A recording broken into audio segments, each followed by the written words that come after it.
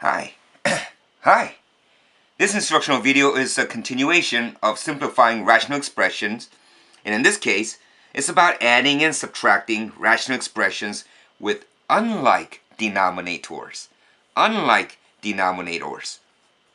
Just like in elementary school, when they would give you something like 2/3 minus 1/5, your teacher told you that before you add or subtract any fraction, you have to have a least common denominator.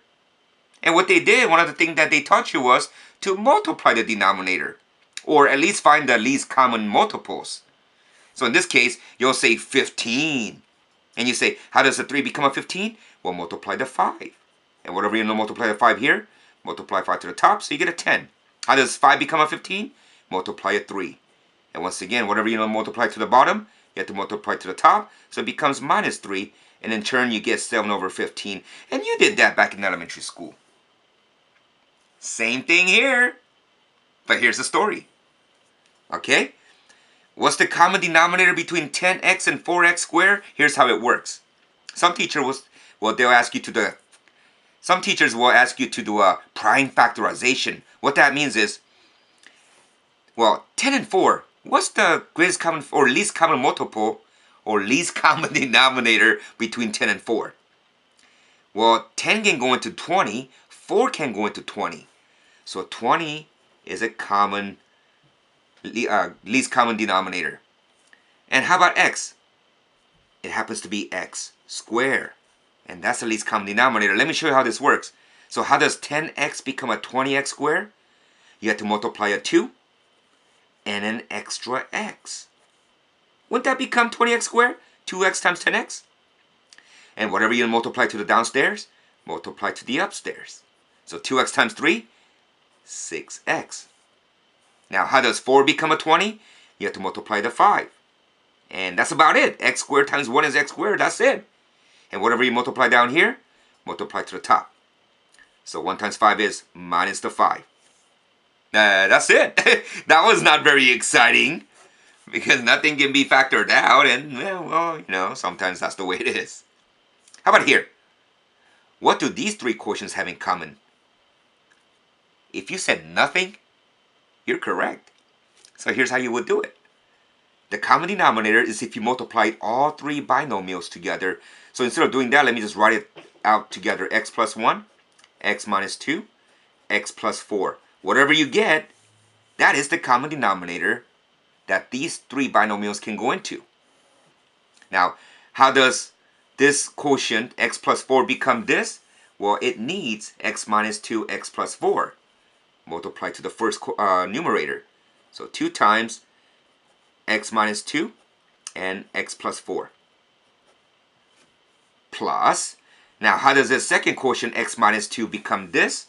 Well, it already has x minus 2, so it needs x plus 1, x plus 4 only. So, and you're going to multiply to the numerator 3. So x plus 1 and x plus 4. Oh, we need some more space. Plus, now this last quotient already has x plus 4, so it needs x plus 1 and x minus 2. And we're going to multiply that to the numerator 3. So x plus 1, x minus 2. It's going to be a lot of work. Let me go and check to see if the battery is good on the camera. Alright, still looking good. So, let's go and do the distributive property. That's going to be 2 times x minus 2 and x plus 4. Let me do this. X squared plus 2x minus 8. That's what happens here. 3 times x squared plus 5x plus 4. And the last numerator top, plus 3 times x squared minus x minus the 2. All over whatever this becomes. Some cubic something. Let's leave it like this. Oh boy, nothing good can come out of this one.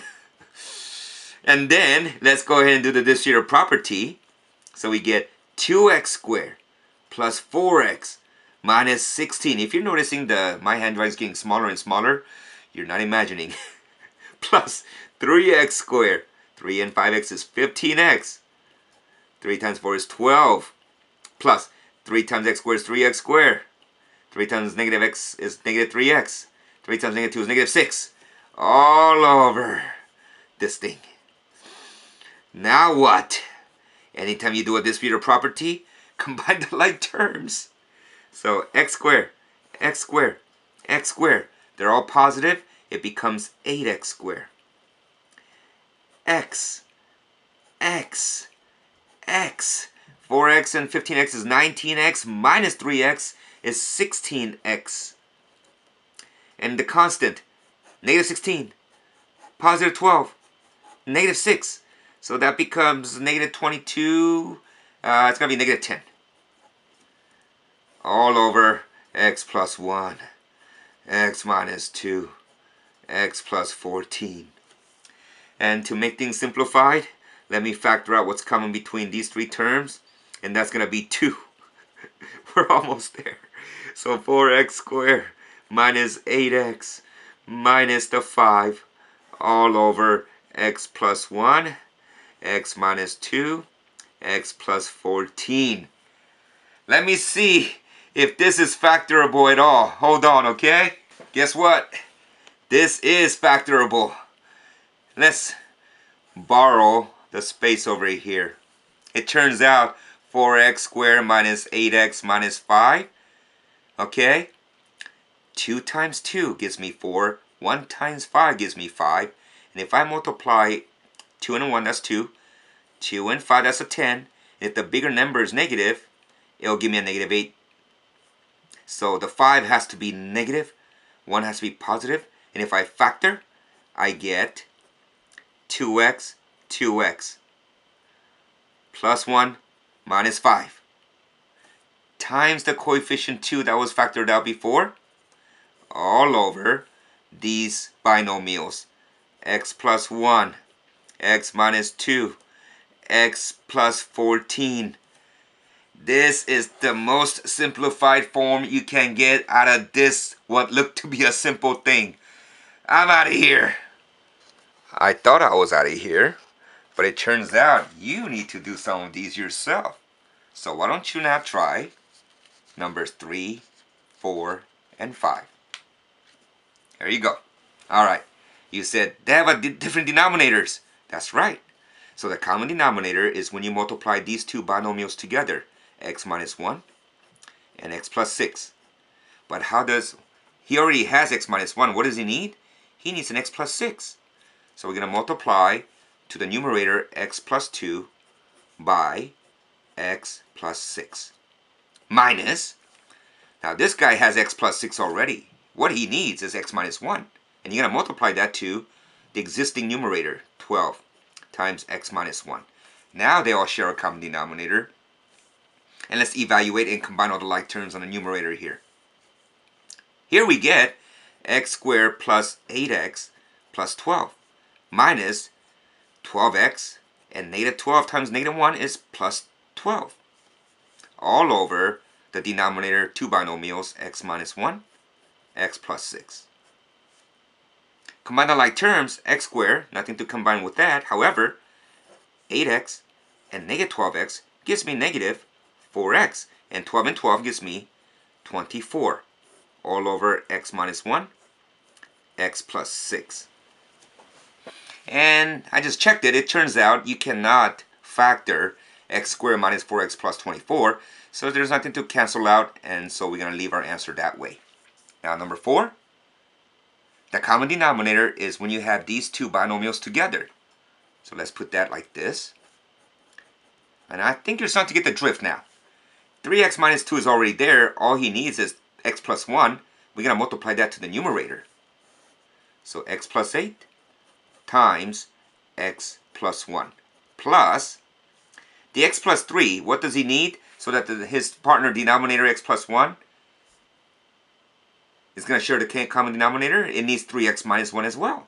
So x plus 3 times 3x minus 1. And let's combine everything together. We get here x squared plus 9x plus 8 plus 3x squared. And let's see. That's a negative x. That's a 9x. So it's going to be 8x in the beginning, in the middle, minus the 3. All over common denominator 3x minus 1 and x plus 1. Let's combine all the like terms. Here's x squared, 3x squared, which is 4x squared. 9x and 8x positive is 17x. And 8 and negative 3 is plus 5. 3x minus 1, x plus 1. And I just checked again. The trinomial 4x squared plus 17x plus 5 cannot be factored. So our final answer will stay this way. And finally, what appears to be an easy problem. What's the common denominator between 5x and x squared? No. It's not 5x and x squared this time. Because he already has an x. And the least common denominator is x squared. So it turns out to be 5 and an x squared.